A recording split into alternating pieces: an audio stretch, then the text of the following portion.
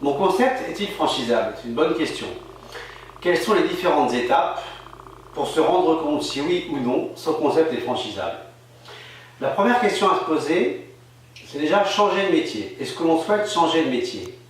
Lorsque l'on est restaurateur, c'est un métier très compliqué que l'on maîtrise normalement parfaitement. Demain, gérer un réseau de partenaires exige d'autres qualités, de pédagogie, être formateur, être à l'écoute, accompagner, être un peu le coach.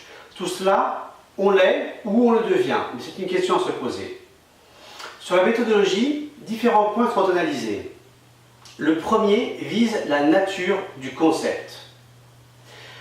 Votre concept, il faudra déjà bien le définir en termes d'offres et de services. Quelle est la différence dans votre restaurant par rapport à d'autres restaurants? Ce que l'on peut appeler le pitch ou l'avantage concurrentiel. Et pour ce faire, il va falloir un petit peu analyser l'atout concurrentiel que vous allez mettre en œuvre pour faire face à vos concurrents. C'est un point très important. On va retirer une valeur ajoutée. Cette valeur ajoutée, elle va être benchmarkée. En quoi elle apportera à un partenaire un avantage qu'il n'aurait pas pu trouver lui-même. C'est très important d'avoir une valeur ajoutée, ce qu'on peut aussi appeler le savoir-faire. Après, on va regarder si votre concept s'adapte à la réglementation, s'adapte à un potentiel géographique, en clair, s'il est duplicable à souhait. Et enfin, on va s'attarder sur le potentiel. Est-ce qu'en face de votre concept, il y a un potentiel de candidats prêts à signer pour vous accompagner dans le développement de votre concept? C'est la première étape, le concept. La seconde étape, c'est le pilote. Vous avez 1, 2, 3, 4, plusieurs restaurants qui ont œuvré à mettre en œuvre votre concept. C'est ce que l'on appelle le pilote.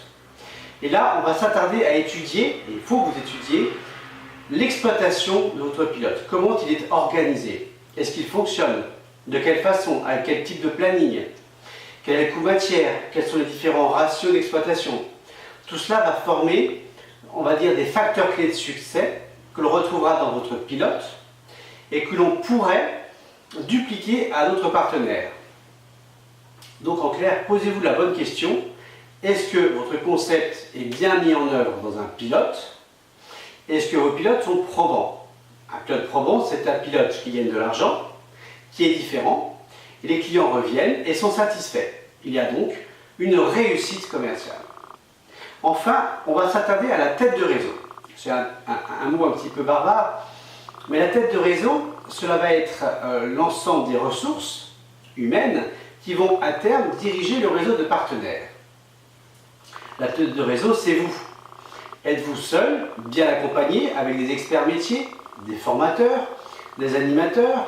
Êtes-vous aussi à même de pouvoir identifier un savoir-faire modélisé, des fiches techniques, des fiches recettes, un plan de salle, un planning de charge?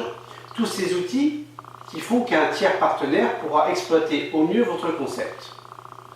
Tout ce savoir-faire va être utile pour que vous puissiez demain transférer votre valeur ajoutée à des tiers partenaires. Pour ça, il faut être capable de modéliser sur une base de connaissances, sur des outils. Il faut être capable de transmettre via un plan de formation, via un plan d'accompagnement au démarrage. Bref, l'ensemble des méthodologies, des processus, des systèmes qui vont transférer du pilote et du concept, à savoir vous, vers vos futurs partenaires. On a vu donc un concept, un pilote et une structure de tête de réseau. Et là, on va pouvoir se poser 3 questions qui seront les questions clés. Avez-vous une marque commerciale connue et reconnue, dûment enregistrée à l'INPI? Avez-vous un savoir-faire? Un savoir-faire, on l'a vu, sont les outils différenciants, concurrentiels. Avez-vous un pilote probant qui a mis en œuvre et la notoriété et le savoir-faire? Et enfin, avez-vous les ressources, les budgets nécessaires au développement de votre concept en partenariat? Je vous engage à vérifier l'ensemble de ces points et ma foi, bonne chance dans votre aventure.